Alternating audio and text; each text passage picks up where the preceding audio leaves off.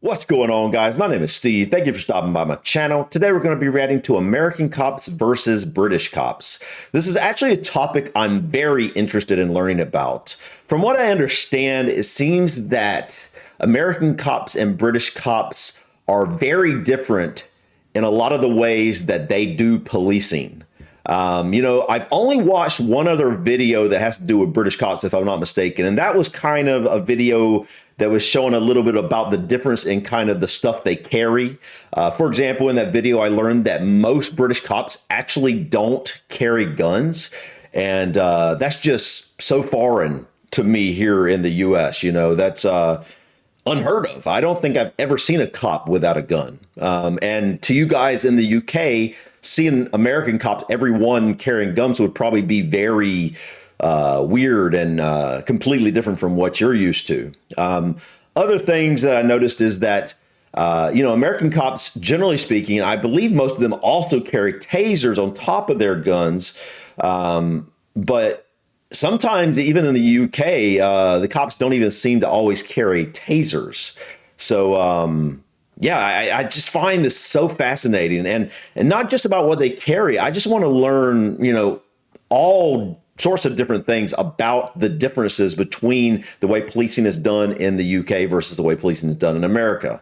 So anyways, guys, I came across this video and thought this would be a good video to kind of learn some more basic stuff about the differences between American cops and British cops. And for some reason, I keep on seeing British cops referred to as bobbies. I don't know where that term comes from. Please, if someone knows, please let me know in the comment section. What does bobbies actually mean? Or is it just kind of just a word for some reason that just happened to be used to talk about cops? I'm not really sure. But anyways, guys, enough of my rambling. Let's go ahead and dive in and learn about American cops versus British cops. Whatever we might think about the police, one thing that's certain is that we are fascinated by them. As early as the 50s, the police crime drama started filling our TV screens, and long before that, Arthur Conan Doyle and Edgar Allan Poe planted the seeds for the genre of detective fiction. The good cop, the bad cop, or even the rebel with a cause cop kind of shows in the 70s have evolved into more realistic series such as The Wire, which give us a more nuanced version of police work and those that do it. In real life, dashcam footage from police vehicles has also become a staple in the online content we consume. Today we are going to concentrate on real-life cops, and perhaps the two most famous, sometimes infamous police forces in the world, in this episode of the Infographic Show, American Cops versus British Cops. Don't forget to subscribe and click the bell button so that you can be part of our notification squad. Prior to what I know that American cops are infamous. I have heard that enough in comment sections and things like that to realize that is the case. we consider an actual police force, the ancients had many ways to police the polis, or city. Slaves in ancient Greece would handle the rowdy crowds when tempers flared, while the Romans might set their Praetorian Guard on out-of-control rioters. Through the ages, there have been myriad ways to maintain public order, and also some pretty gruesome punishments for those that breach the accepted rules. In the UK, it wasn't until 1749 when a judge named Henry Fielding created what was called the Bow Street Runners, the first time Britain had anything what we can associate with today's police force. As British cities grew at a rapid pace under the Industrial Revolution, so did crime. And so on September 29th, 1829, the Metropolitan Police Service was formed in London, and it is said to be the first modern police force ever created. The man 1829? Wow. That's so recent to what I would have expected. 1829 is the first modern police force. Wow. Did not know that. Behind it, Sir Robert Peel explained why England needed cops. I want to teach people that liberty does not consist in having your house robbed by organized gangs of thieves and in leaving the principal streets of London in the nightly possession of drunken women and vagabonds. Why were they nicknamed bobbies? Well, after their founder, Robert. As you know, the USA was noted for its... All right, my question just got answered. I was wondering why they were called bobbies, and it's that simple. It was named after the founder of police. That's just crazy, man. That's so simple. I thought it was something more complex to why they were called bobbies. Wild West outlaws. One of those was Billy the Kid, who was shot by Sheriff Pat Garrett in 1881. Like Britain, America had ways to control crime, but for a long time there was no formal police force, and so the job of keeping folks in line often went to private contractors such as the Pinkerton National Detective Agency. Systems including night watchmen, and even what some called goons for hire, weren't workable as the USA grew in population. It's thought that the first American formal police force was created in Boston in 1838, New York City followed in 1845, and by the 1880s, just about all American cities had an organized police force. Now that we know something about the history of these two countries, You know, that's so interesting. America didn't fall far behind. Wasn't it? Was it 1829? And then he just said 1830 something, right? I mean, we're talking 10, 15 years difference, it sounds like, in the in how long it, wow, that's crazy, dude. Not only is it way more recent than I thought, but the UK and America really had their first created their first modern police forces like very close to each other in date. police forces, let's look at the present day. The number of police officers in just England and Wales has decreased significantly in the last decade, which has become a major political issue in the UK. The number in 2016 of officers in the force was 124,066, down from 143,769 7 years before. Wow, that is the number a big of difference. full-time officers working in Scotland in 2016 was 17,242, and the number in Northern Ireland was 6,773. That's a total of 148,081 police officers working all over the United Kingdom. The population of the UK is 65.64 million, so roughly there is one police officer for every 448 people. Much of the British media and the public are saying that is not enough, especially as the crime rate rise in the UK is rising faster than it has in a decade. This includes a rise in violent crimes and homicide. Over the pond in the USA, crime rates are much higher, and as some police departments are looking more like military units, the role of police in society has met with some controversy. Finding the actual number of sworn police officers working in the USA in 2016 isn't that easy. This is because figures given by the US Bureau of Justice Statistics haven't been updated in a few years. The total number of police agencies in the US is around 18,000, but that includes all branches of police. If we take just local police departments, that number is more like 15,500, according to PolitiFact. The old data that is often cited says that in 2008, there were 765,000 officers that had the power to make an arrest. The US Department of Justice gives the number of 750,340 for 2012. According to the National Law Enforcement Officers Memorial Fund, that number has shot up and is presently about 900,000. The US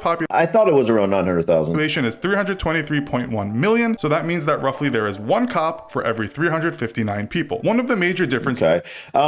You know, he was talking about earlier here how, where is it at? That, you know, the U.S. is more dangerous. I believe it probably is as a whole. But I must say, it really does depend on the area you're in. You know, I think there seems to be the perception that American citizens are just scared and there's like all this crime everywhere and things like that. And it's just not the case. I mean, you know, where I live, there is no crime. Like legit no crime. I think a lot of what you generally see in the media is over dramatized to get clicks. I think that if you really look at how crime is dispersed, you know, it generally is the bigger cities that take the brunt of it. And that just makes sense that you're probably going to have more crime in the cities than you're going to have in smaller communities. Smaller communities tend to be more tight knit. They can tend to be more they're closely aligned in their values and things like that. And when you have that, close aligning with a group of people, even if it's a bigger town, 15, 20,000 people, the people still are more connected. And so you're just going to probably see less crime per capita, not just obviously you're going to have less crime overall because there's less people, but I think you're going to see less crime per capita. And I've noticed that I've had that experience in my life when I've lived in smaller towns or communities, which has been the vast majority of my life. The crime just really isn't there that much. It's not really anything that I ever worry about. I just don't. I literally never, worry about any sort of crime, to be honest. So I think that's something that is portrayed a lot, that, oh my goodness, in America, everywhere you go, you got to worry about crime. It just isn't the case. It really isn't.